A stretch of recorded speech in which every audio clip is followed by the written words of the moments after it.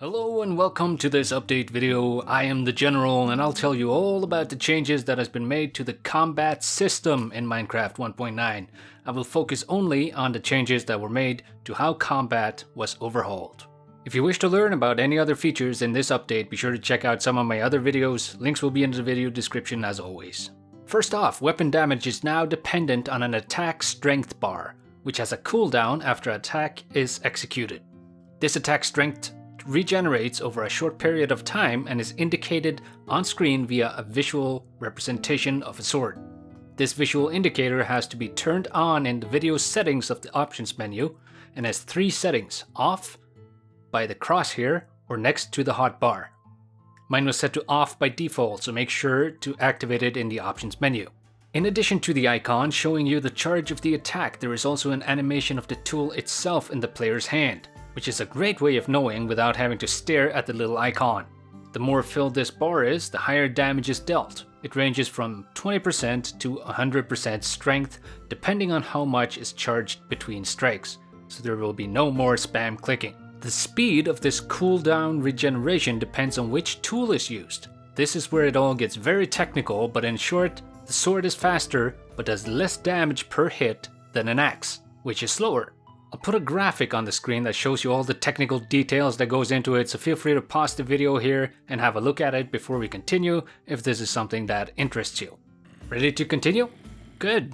There is also a new sweep attack when attacking with a sword while crouching or standing still. This attack can hit and knock back multiple enemies at once and is especially useful if you find yourself overrun by mobs. Similar to the sword special attack, there is a special crunching blow attack for axes. The axe will deliver a hard attack if the player is running at a target.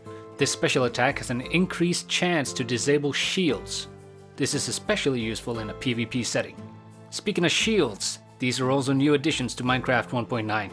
I've put up a display here to show you how to craft the shield, and this is done with 6 planks and 1 iron ingot, put in the shape displayed on screen.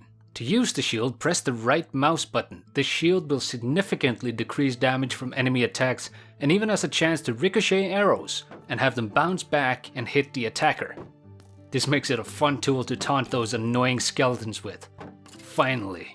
As I mentioned though, if attacked by an axe, there is a chance that the shield will be disabled for 5 seconds. A regen animation will be displayed on the shield icon if this occurs. There is a chance to customize these shields as well. If you combine the shield with any kind of banner, the banner design will be displayed on the shield. This works with any kind of banner. To repair a shield, simply combine it with a second shield, just like how you repair other tools. Be careful which direction you're facing though, as the shield only blocks incoming damage from the direction the shield is facing. This applies to about a 90-degree area in front of the player.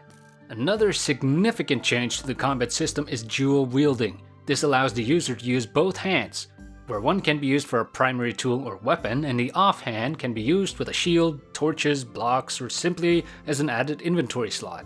Funny note, this allows the user to wear 2 shields, however only one shield will actually block, so it's more of a novelty fact than a useful fact. To equip an item in the offhand, simply press the F key on the keyboard or use the allotted slot in the inventory.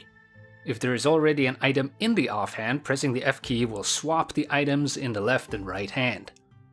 The main hand responds to left clicks, while the offhand responds to right clicks, so make sure you equip your items according to their usefulness. Interestingly, this has also removed the sword blocking mechanic, so if you want to block, use a shield. I've mentioned all the melee changes, but what about ranged options? There's some very interesting changes there too.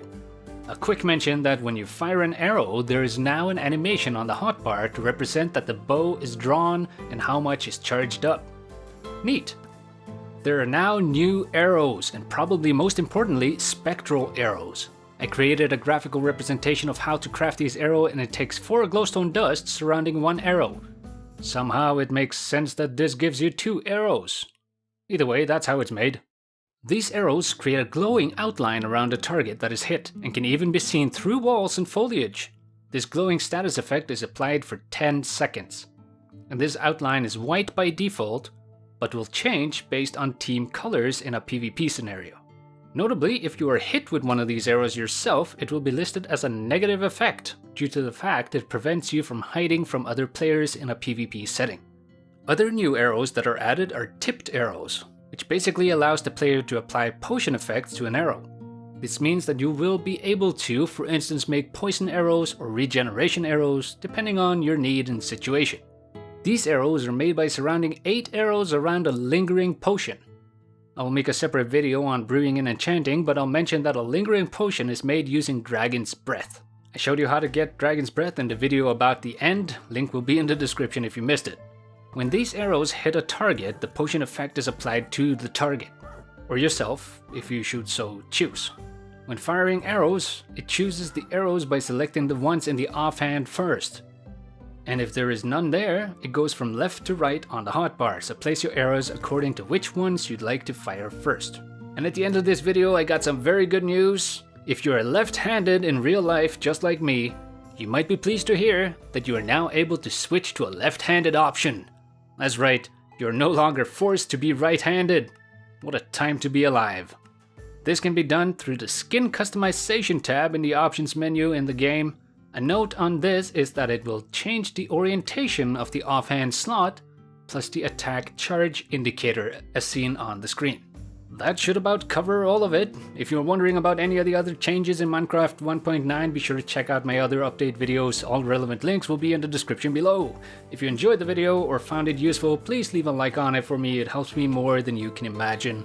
If you want to see more videos from me, please subscribe. I have a list of well over 300 videos already, and I'm not stopping anytime soon. I love creating videos. Be sure to check them out. I thank you all for tagging along and watching this video. If you want to see more videos like this, be sure to let me know in the comments. If you have any questions related or unrelated to this video, simply ask away. I'm not shy and I will answer your questions. And as always, I've been the General. Thank you all for watching. At ease.